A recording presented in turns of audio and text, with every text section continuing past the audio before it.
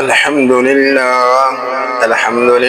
نحمده ونستعينه ونستغفره ونؤمن به ونتوكل عليه ونعوذ بالله من شرور أنفسنا ومن سيئات أعمالنا. من يهده الله فلا مضل له ومن يضلله فلا هادي له. ونشهد أن لا إله إلا الله وحده لا شريك له. ونشهد أن سيدنا ونبينا ومولانا محمدا عبده ورسوله. أما بعد فأعوذ بالله من الشيطان الرجيم. بسم الله الرحمن الرحيم. قال الله تبارك وتعالى في القرآن المجيد والفرقان الحميد: أم يحسدون الناس على ما آتاهم الله من فضله. وقال تعالى: ومن شر حاسد إذا حسد. فقال رسول الله صلى الله عليه وسلم: لا تحاسدوا ولا تباغضوا ولا تدابروا وكونوا عباد الله إخوانا. وقال عليه الصلاة والسلام: لا يزال الناس بخير ما لم يتحاسدوا.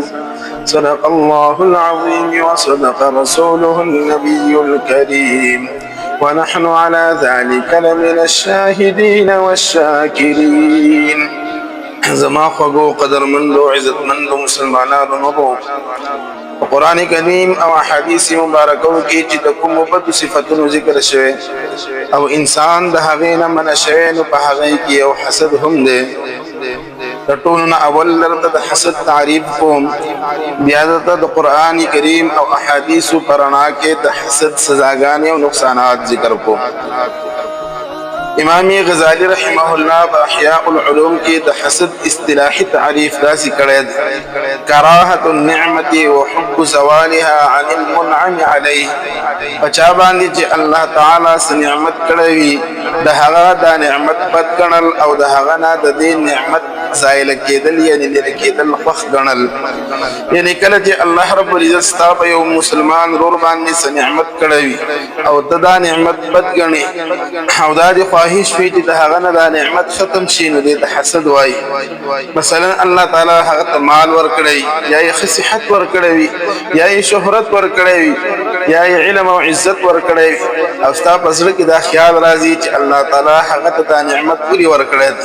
که د هغه نه دا نعمت واخیستلی شي نو دا به ښه وي، او که په هغه باندې څه تکلیف راشي نو ته پرې خوشحالېږي، نو دا حسد دی. د حسد حکم دا دی چې دا بالاتفاق حرام دی. د دې حرمت په کتاب الله، سنت رسول، اجماع امت او عقل سره ثابت دی.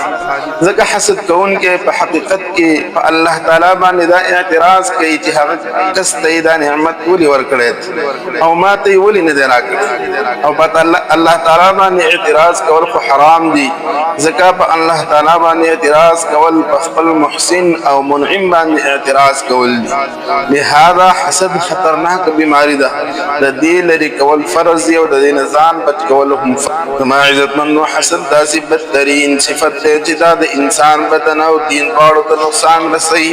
تر دې چې د قرآن کریم په سورة الفلق کې په خصوصیت سره د حسد کوونکي د شر نه د پناه غوښتلو حکم شوی دی. الله رب العزت فرمایي: بسم الله الرحمن الرحیم. قل اعوذ برب الفلق. ته ووایه زه پناه غواړم په رب د سبا سره، من شر ما خلق، د شر د هغه څه نه چې ده پیدا کړي دي، یعنې د شر د مخلوقاتونه. ومن شر غاسق اذا وقب، او د شر د تیارې د شپې نه کله چې دا راخوره شي. ومن شر النفاثات في العقد، او د شر د پوپو وهونکو ښځو نه کومې چې پوکي وهي او تف اچوي په غوټو د سحر کې. ومن شر حاسد اذا حسد، او د شر د حسد کوونکي نه کله چې هغه حسد کوي. په دې صورت کې الله رب العزت په خصوصیت سره د حسد کوونکو د شر نه د پناه غوښتلو حکم کړی دی. ځکه حسد کوونکی په آرام نه کینی، هر وخت دا کوشش کوي چې د بل کس ته ضرر ورسوي.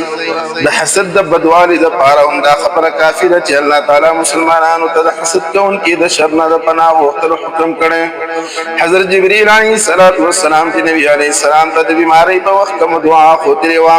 په هغې کې هم د حسد کوونکي د شر نه پناه غوښتلی شوي وه. په قرآن کریم کې د حسد مذمت بیان شوی. حسد کوونکی چې چا سره حسد کوي که هغه ته الله تعالی څه نعمتونه ورکړي وي دا حسد ور باندې غمجن کېږي او په هغه باندې څه تکلیف راځي نو دی ور باندې خوشحالېږي. حالانکې په قرآن کریم کې د حسد مذمت بیان شوی دی او دا الله رب العزت د یهودو ناکاره صفت ښودلی. الله رب العزت فرمایي ام یحسدون الناس على ما آتاهم الله من فضله آیا دوی د خلقو سره په هغه څه باندې حسد کوي کوم چې الله تعالی دوی ته د خپل فضل نه ورکړي دي. نبی علیه السلام هم د حسد نه منع کړي. د بخاري شریف او مسلم شریف حدیث رسول الله صلی الله علیه وسلم فرمایي لا تحاسدوا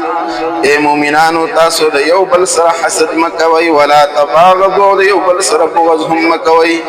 ولا تدابروا او یو بل ته په شا ګرځولو سره تعلقات مه ختموئ یا د یو بل غیبت مکوئ. وکونوا عباد الله اخوانا او ټول مسلمانان د الله بندگان او د یو بل رونه شي. او دا حسد دومره ناکاره صفت دی چې دا د انسان نیکۍ چې هغه خوري او ختموي. د ابو داود شریف او مشکات شریف حدیث دی رسول الله صلی الله علیه وسلم فرمایي ایاکم والحسد تاسو ځان بچ کړئ د حسد نه فإن الحسد یأکل الحسنات کما تأکل النار الحطب ځکه حسد نیکۍ داسې خوري لکه څنګه چې اور لرګي خوري یعنی لکه څنګه چې اور لرګي سوځي او مکمل ختموي نو همدغه شان حسد هم د انسان نیکۍ ختموي. د اور دوه قسمونه یو قسم هغه دی چې ډېر زیات وي او په یو ځل باندې هر څه وسوځي او دویم قسم هغه اور دی چې په ظاهره باندې ډېر نه معلومیږي خو په قلاره هر څه ختموي.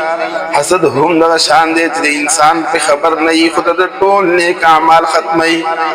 په حسد سره د نیکو د ختمېدو یو وجه دا هم چې په چا کې حسد وي نو دا د دې په وجه د هغه بل کس غیبت کوي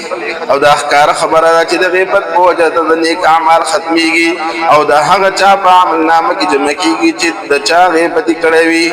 همدارنګې د حسد په وجه کله حسد کوونکی دې اندازې ته ورسي چې د محسود جان و مال او عزت ته نقصان ورسوي نو په دې سره خو خامخا د نیک اعمال ختمېږي او د محسود په عملنامه کې جمع کېږي. زما عزتمندو حسد او بغض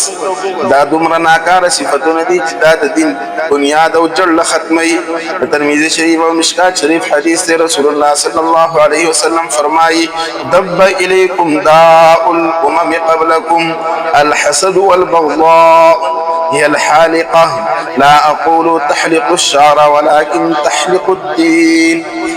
یعنی پتاسو کې د مخکینی امتونو بیماری سرایت کړی دی یعنی پټه در کې راغلی ده او هغه بیماری حسد او بغض دی چې دا خرونکي بیا نبی علیه السلام فرمایل زه دا نه وایم چې دا بیماری ویښتان خوري بلکې دا د انسان دین خوري. یعنی حسد او بغض دومره خطرناک خصلتونه او صفتونه دي چې د دې په وجه د انسان دین بربادېږي او لکه څنګه چې په تیره چاړه ویښته د ویښ نه ختمېږي نو همدغه شان په حسد او بغض سره د انسان دین د جرم نه ختمېږي. یو بل حدیث کې رسول الله صلی الله علیه وسلم فرمایي د نسائی شریف حدیث لا یجتمعان فی قلب عبد الايمان والحسد. یعنی حسد دومره ناکاره صفت دی چې پیغمبر علیه السلام فرمایي د بنده په زړه کې ایمان او حسد دواړه نه جمع کېږي. یعنی دا نشي کېدی یو انسان هغه مؤمن دی مسلمان دی او دی بیا هم حسد کوي دا ناکاره صفت دی دا مسلمان شان نشي کېدی بلکې په مخ د ځمکه اولنۍ ګناه چې کومه شي وه د حضرت آدم علیه السلام چې قابل کړې وه چې د خپل ورور حابل په ناحق قتل کړی و او د دې قتلولو سبب هم حسد و چې قابل د خپل ورور سره حسد وکړو نو قتل یې کړو. امام ماوردي رحمه الله د بعضې اسلافونه دا خبره نقل کړې ده الحسد اول ذنب عصي الله به في السماء. حسد اولنۍ ګناه ده چې د دې په وجه په اسمان کې د الله تعالی نه فرمانی وشوه. یعنی حسد ابلیس لآدم علیہ السلام یعنی ابلیس چې تکبر په وجه حضرت آدم علیہ السلام ته سجده ونکړه نو د دې سبب هم حسد واول ذنب عصي الله به في الارض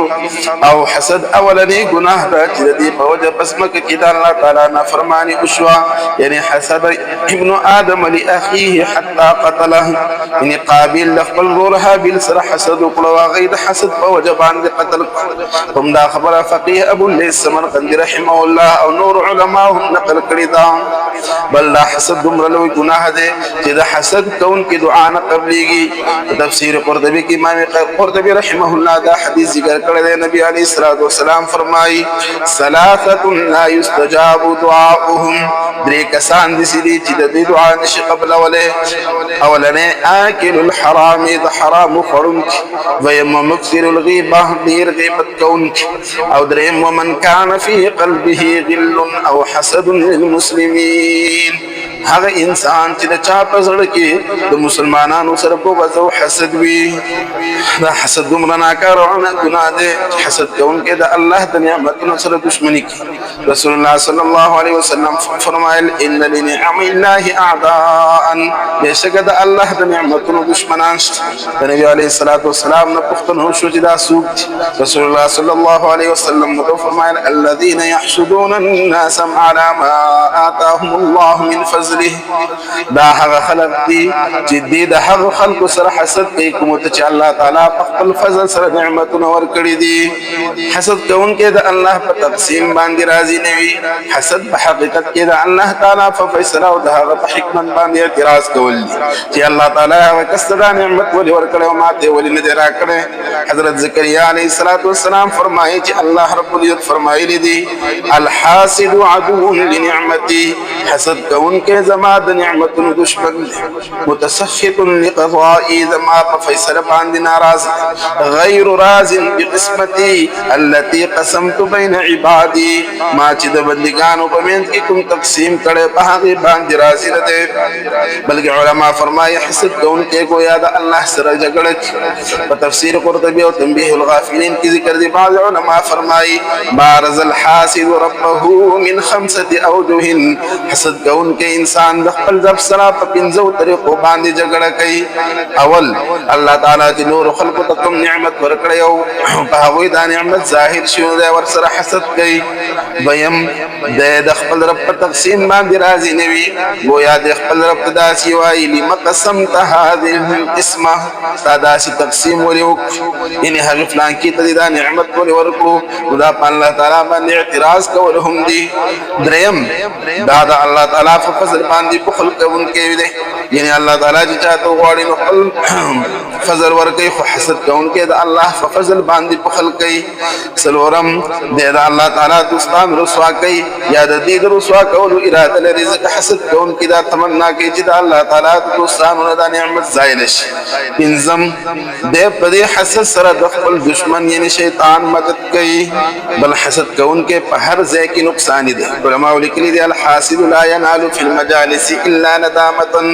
حسد کوونکی د خلقو په مجلس کې سخت ایمانتیا او ذلت حاصلي ولا ينال عند الملائكه الا لعنه وبغضاء د فرښتو طرف نصرف لعنت او بغض حاصلي ولا ينال في الخلوه الا جزعا وغما زانت ناس من يصرف جزعين فریاد او غم حاصلي ولا ينال في الاخره الا حزنا واحتراقا اخرت کې بصرف خفقان او د جهنم په اور سزيد الحاصلي ولا ينال من الله الا بعدا ومقتا او د الله د طرف نصرف د هغه د رحمت لري کېدل او د هغه غضب حاصلي یعنی حسد کوونکی په هر ځای کې د ذلت رسوایی د فرښتو د لعنت او د الله تعالی د غضب سره مخامخ کیږي بل حسد خطرناک روحاني بیماری ده علامه ابن معتز رحمه الله فرمایي الحسد داء الجسد حسد د بدن بیماری ده بعض حکما فرمایي الحسد جرح لا يبرأ حسد داسې زخم دی چې دا نه جوړیږي دغه علماء کرام او د حسد لهم ډیر نقصانات ذکر کړی دي الله رب العزت موږ له دې ګناه نه بچ کېدلو توفیق راکړي او الله دغه ناکار او بد صفت زموږ معاشرین ختم کړي واخر دعوانا ان الحمد لله رب العالمين صدق الله العظيم